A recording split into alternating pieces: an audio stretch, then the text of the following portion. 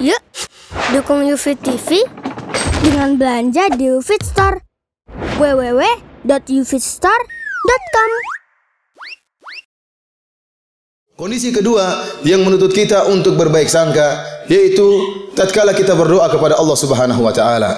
Hendaknya kita berdoa dengan kondisi meyakini bahwasanya Allah akan mengabulkan doa-doa kita. Bagaimana tidak, Allah Subhanahu wa taala telah berfirman dalam Al-Qur'an, "Wa qala rabbukum ud'uni astajib lakum." Dan Rabbmu telah berkata, "Ud'uni, berdoalah kepadaku, mintalah kepadaku, astajib lakum, niscaya aku akan mengabulkan permintaan kalian." Dalam ayat yang lain kata Allah Subhanahu wa taala, "Wa idza sa'alaka 'ibadi 'anni fa inni qarib, ujibu da'watad da'i idza da'an." Dan jika hamba-hambaku bertanya kepada engkau wahai Muhammad tentang aku, katakanlah aku sangat dekat.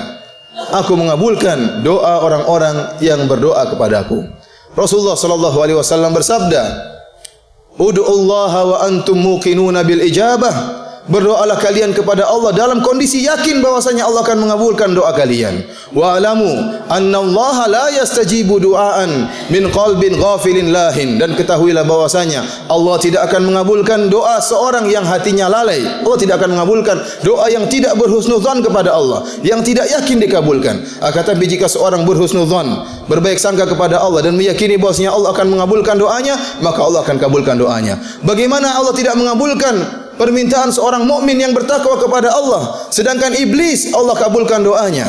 Iblis berkata, "Fa anzirni ila yaumi yub'atsun." Ya Allah, tangguhkanlah kematianku sampai hari kiamat. Kata Allah Subhanahu wa taala, Allah kabulkan permintaannya, "Innaka minal munzarin." Kau akan ditangguhkan kematianmu.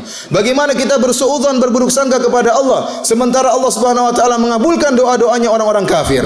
Dalam Al-Qur'an Allah Subhanahu wa taala berfirman, "Wa idza raqibu fil fulki da'allaha mukhlishina lahuddin, falamma najjahum ilal barri idza hum yusyrikun." Tatkala mereka kaum musyrikin berlabuh di lautan dan mereka diterpa dengan ombak yang begitu besar, da'allaha mukhlishina lahuddin, mereka pun berdoa kepada Allah dengan penuh keikhlasan.